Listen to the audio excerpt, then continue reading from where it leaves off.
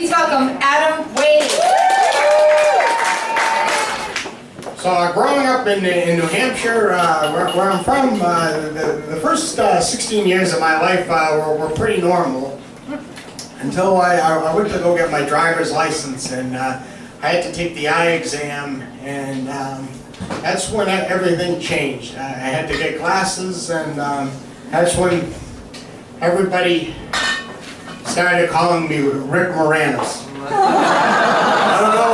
I just went to kids, Ghostbusters, Little Giants, you name it.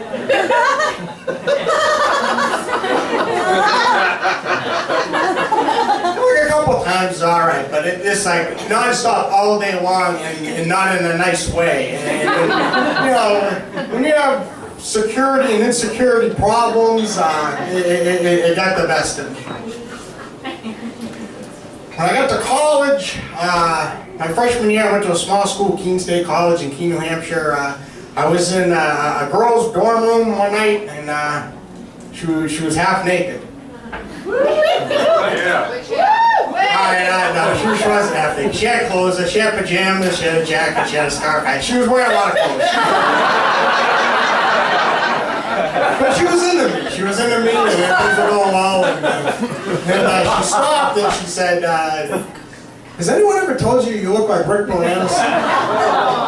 And within 2 minutes, I had left the room, and like my buddies the next day, they're like, "What the hell's going on?" And like, they go, "Why did you leave?" And I'm like, and they're like, "Come on, what'd you do?" I go, "She said I look like Rick Moranis." And they're like, "Who cares? She wanted you." I go, "I care." And they go, "You're fucking nuts."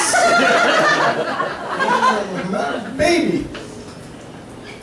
So I graduated from college, I moved to New York, and I became an NBC page. And to be an NBC page, you got to give like 6 tours a day around NBC and 6 days a week. And every fucking tour,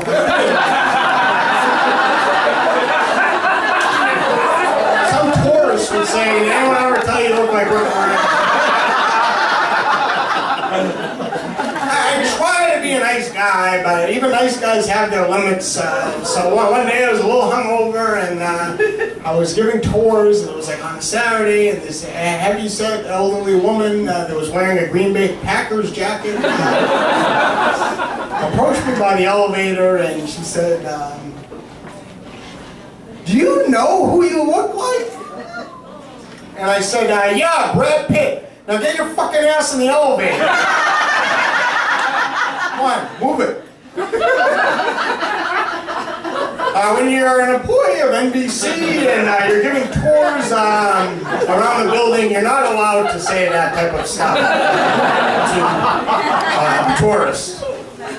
So I was suspended. I'm a good boy, I was surprised, but no pay. So 4 years ago, I hit my lowest point since I've been in New York. I had been dating for a long time, and but not by choice, just by rejection. And then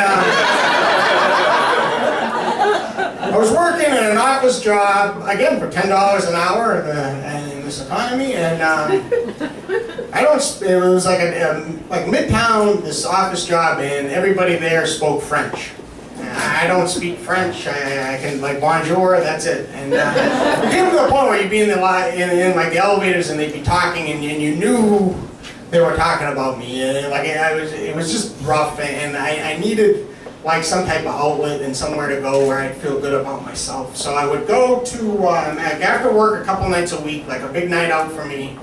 I would go to like a hotel, like a nice hotel in Midtown after work. And I'd sit in the lobby, and I'd open my book bag, and I would read my graphic novels. That's what I would do. So one particular night, there was like a party going on in the like little like convention area thing, and I walked in, and I was like browsing, and it was like a pharmaceutical convention, a lot of women, like, and I was just like looking around, and then I walked over by the bar, and I'm just and I looked at the bartender and I go, "You know, can I have a Miller Lite?" And as I ordered, I took out my wallet. He's like, "Oh no, you're with them, you're good." And I'm like, "Oh yeah, I'm with them. Wait, I'll have a Heineken Light." And a shot of Jameson was 18 years, thank you. So after a couple, I was tipping them good. I mean, I give them $1, and so I was and I was like whooped up. I was feeling good, and then I locked eyes with this girl, and she was like a healthy-sized girl. She looked like Monica Lewinsky. I like Monica Lewinsky. I'm a big fan. So it was going good.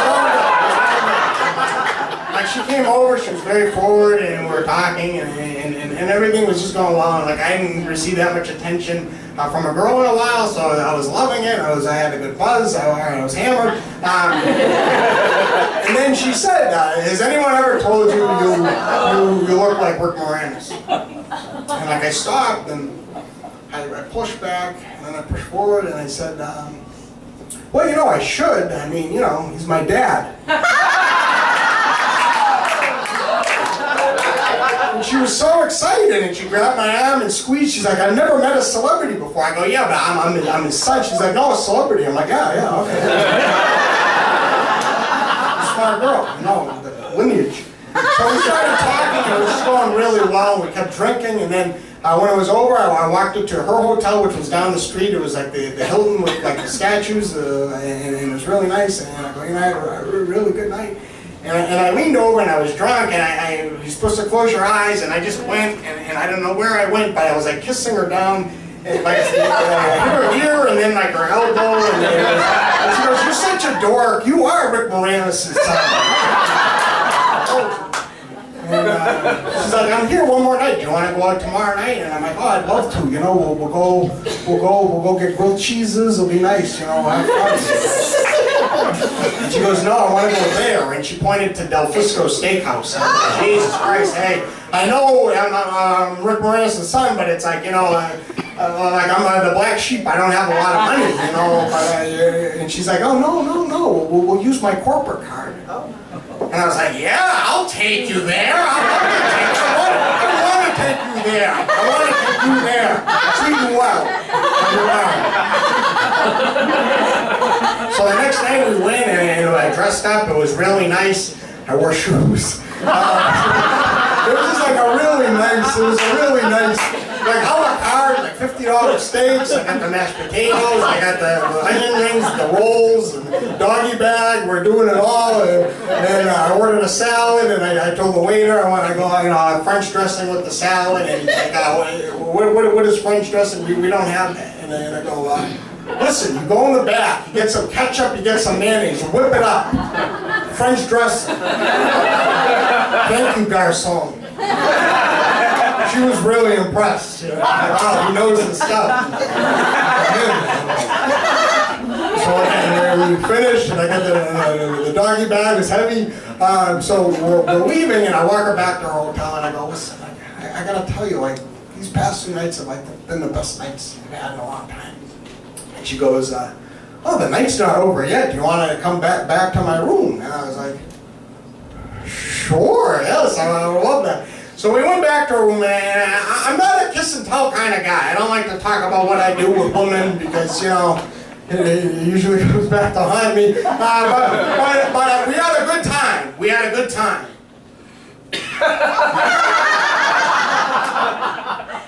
We had a good time twice.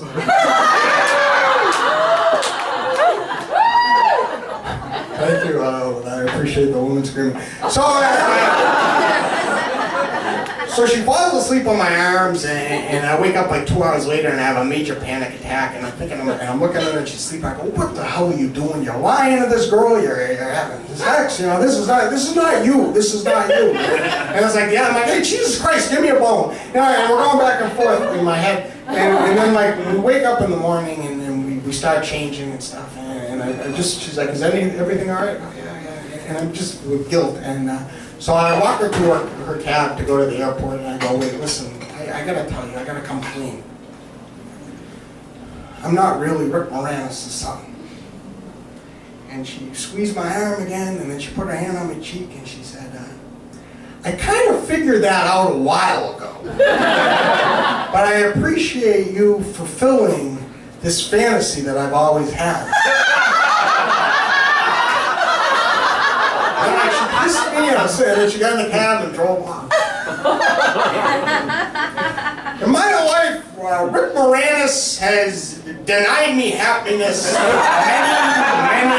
many times in my life. But 4 years ago, he got me laid.